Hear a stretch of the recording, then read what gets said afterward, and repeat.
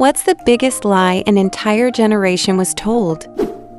Not an exact saying, but a mindset of, the cops wouldn't harass you if you did nothing wrong, or you wouldn't be on trial if you did nothing wrong.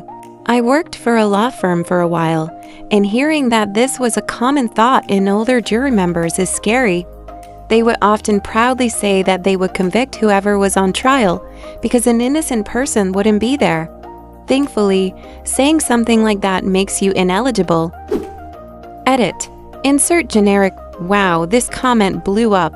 And also, I just want to say, many people here jest about how this is a perfect excuse to get out of jury duty, and although hilarious, please consider doing jury duty. Too many idiots in jury pools have allowed heinous crimes go overlooked for the sake of having that mindset and not saying anything. If you are able to, please consider doing it. I personally think it's as important as voting. Bafindri, I agree with this. I witnessed this as a civilian in Florida. Friend of mine, F, was driving and myself in passenger seat.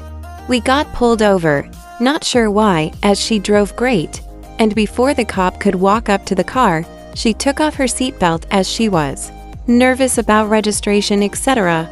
Anyway, cop walks up and asks us why we think we got pulled over, to which we replied, we have no idea.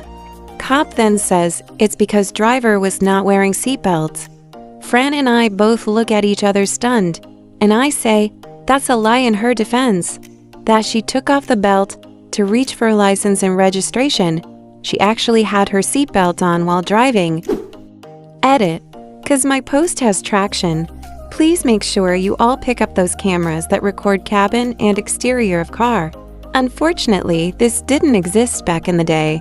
Those cameras really seem to tone down power trips and, as an added bonus, protect you against fraudulent accidents.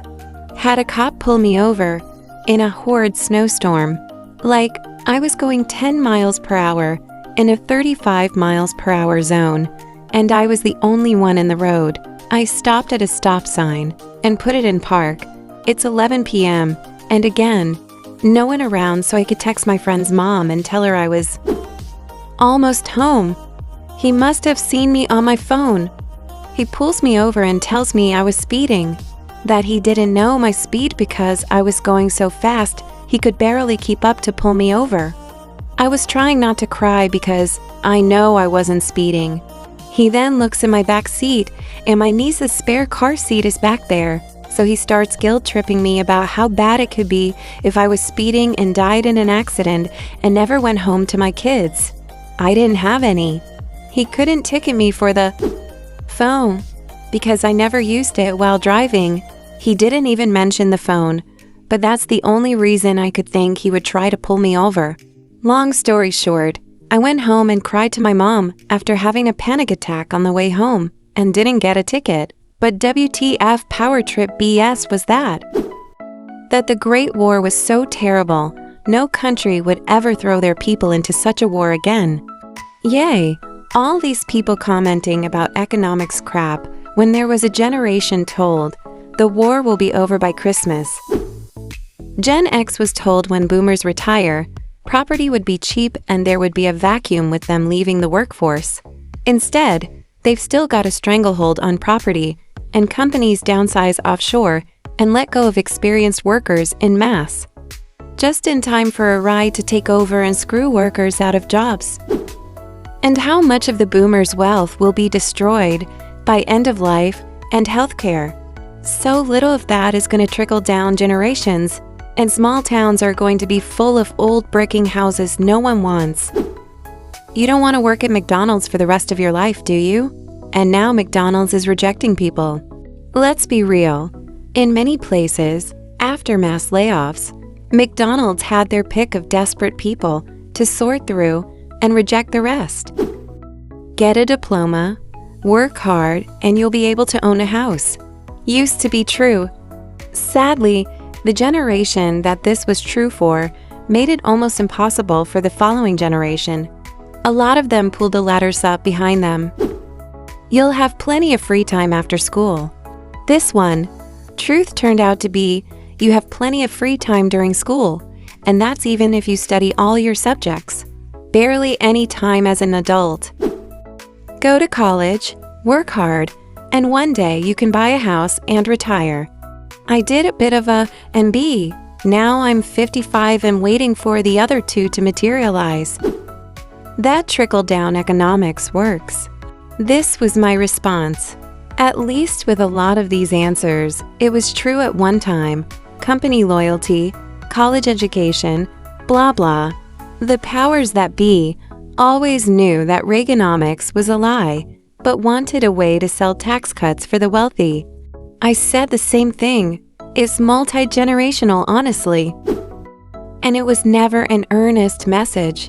It was a well-packaged messaging service for delivering a giant, gravel-coated dildo to the financial well-being of the lower middle classes, delivered on behalf of the already wealthy.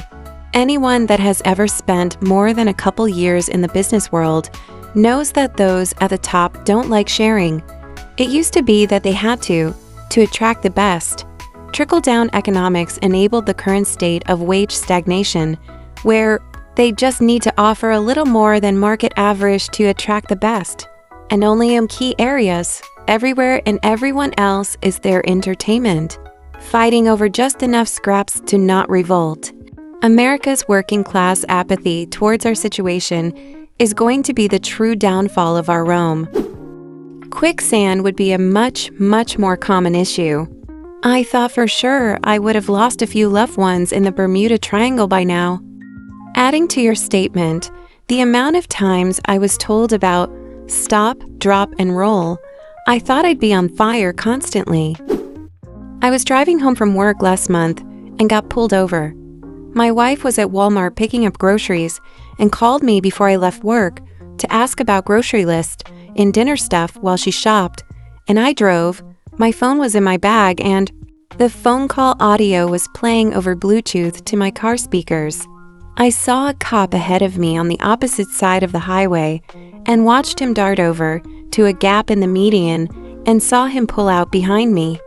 I told my wife I was gonna get pulled over, and sure enough, after close to 2 miles of following me, I see the cherries come on.